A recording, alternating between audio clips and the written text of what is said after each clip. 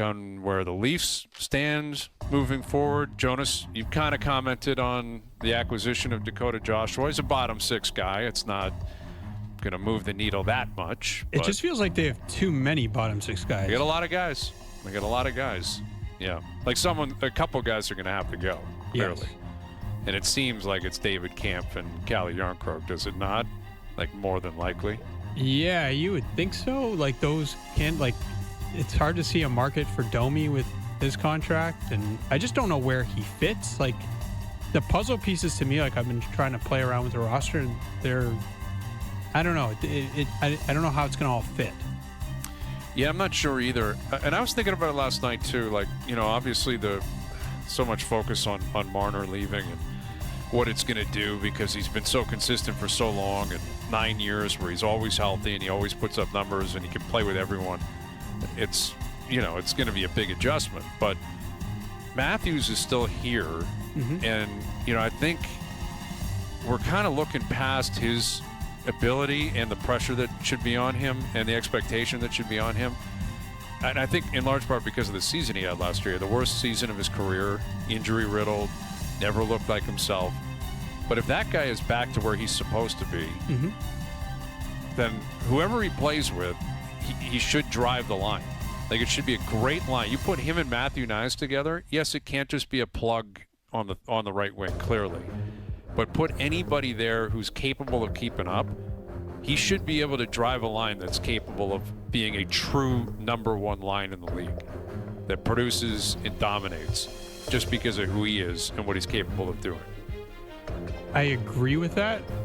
My question is, like, what effect does it have on him not to play with Marner? And who does he play with? Like, who is that other guy? Well, Nyes is the guy he played with every game last year. But Marner is in his own class, obviously. Like, yeah, Shreddy, like, you see it all the time in Edmonton. Like, Draisaitl and McDavid, they kind of just play with everyone. Exactly. Like, they make it work, and we've seen it before with Matthews. It was a long time ago. Remember, like, Hayes, like, the days he's playing with, like, Marleau and Kapanen and Janssen, mm-hmm. and, like... It won't be easier. I'm just saying I'm not letting him off the hook. Just if he has a down year, Marner left. No. You're 28. You're in your prime. You've won a Hart. You're the best player. For sure. You better be ready to cook here. Like, let's get going this season. I have high expectations, and I think he'll meet them. Here's our good buddy, Mark Masters. How you doing, Mark? Very good, guys. Good to be on with you. Yeah, good to be on with you. What do you make of kind of the Leafs transactions over the last couple of weeks? Yeah, I mean, it's kind of been a weird offseason. You see Mitch Marner leave, obviously huge hole, and it's just the way they've been doing it. Actually, I think some pretty good bets. A guy like Matias Michelli. We just see Dakota Joshua coming in here, Nicholas Waugh, and it feels like, they're building a better bottom six here. But obviously without the ability to replace Marner, which of course he can't really, unless there's just not many options out there. So it's been interesting, but I like a lot of what they've done at the bottom of the lineup, and I'm sure there's still moves to be made before we get to game one of the season, but kind of a bit of a weird offseason, I guess, so far for the Leafs. What would you make that third line look like if you could run the team? I don't know. I'm certainly intrigued by the possibility of Nicholas Waugh and Dakota Joshua together, the size they would have, the ability to play physically and to kind of soak up. You know what, you guys are talking coming in about how, Austin Matthews, what kind of season he's going to have, who he's going to play with. And with the way the lineup's coming together, maybe, he won't be needed to be relied upon to play quite as many defensive zone starts and kind of matchup roles. Certainly, they're going to lean on him a lot for those top-line matchups, but maybe you can free him up a little bit more if you have a responsible line led by Nicholas Waugh and even a Scott Laughton maybe led fourth line that can soak up some defensive zone starts, and you can create more opportunities for Nyes, Matthews, and whoever, maybe it's Domi over there, line to really do some damage offensively. So I think that there's going to be a bit more, maybe you'll lose the high-end skills of Marner, but maybe a bit more flexibility to make the whole lineup a little bit more effective. Yeah, that's going to be the question. Like, again, we're focusing so much on depth players, and they're important. But, what we just stumbled across is ultimately what's going to determine what happens here, Mark. And you've been around Matthews his whole career. How do you expect him to handle the absence of Marner? I think he'll handle it fine. I mean, the big question is health. He says he's going to be healthy, right? That's what he said the locker cleanout day. Assuming he's back to being the guy who's a Hart Trophy candidate, 60-plus goal scorer, I expect him to be fine playing with Matthew Knies, whoever's over there, as you said. If anything, I imagine he'll be emboldened, to take even more ownership. He got the C last summer. Now Mitch Marner's gone. I mean, just kind of take control, do your thing. I expect him to come back with a vengeance next season and just be even more motivated to do his thing. He's the best goal scorer that we've seen in this generation. So huge expectations for him next season. I imagine he's going to meet him.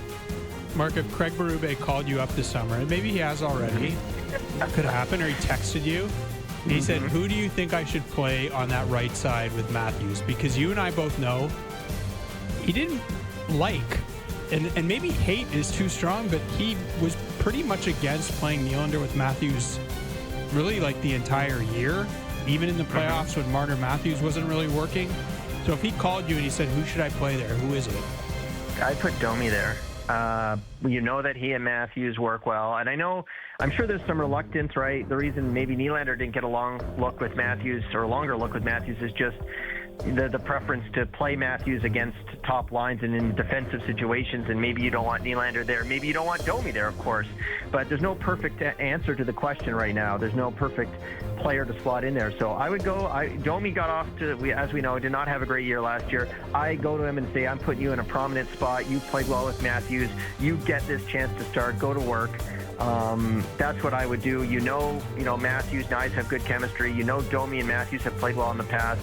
And then Tavares and Nylander, you should have another effective line there, and then you build out from there, and you hope you have a good kind of shutdown third line that you can, entrust to the defensive matchups, and that's what I would do. That's at least how I would start. And obviously things are going to bounce around, but you've got to get more out of Domi during the regular season next year, and I think that's a great way to do it as well. Masters, I've been screaming all the way from Edmonton that the Leafs need to get a puck-moving team. They don't have enough of it, or they have maybe one. These guys aren't exactly biting. Jonas is nodding his head now, like, yeah, I'm with you, Strutty. But what do you say, Masters? Are you happy with what they have there, or do they need the guy I gave an example to is Shane Gothenspier? Not saying they can get him or he's the perfect guy, but quick puck moving, get it up to this group of forwards. Yeah, I mean, Brad Treliving acknowledged that in his postmortem of the season, is that they'd like a little bit more of that element on the back end. It's just everyone's kind of locked in on the defensive side, and they focus so much on trying to fill some holes up front that it's kind of been a forgotten thing. Like, everyone's locked in there. A lot of questions about Morgan Riley. He's obviously got the no-move clause. Maybe he gets a bounce back. I suspect he'll be back on the top power play unit with Marner moving on as the quarterback. We'll see. Obviously, he's been there in the past. Maybe you can, with 1 year under his belt with Craig Berube's system, he'll be a bit more comfortable and can just, be more of himself. It's a question mark for sure, but they have lacked that, and it doesn't look like there's an easy answer to that question either.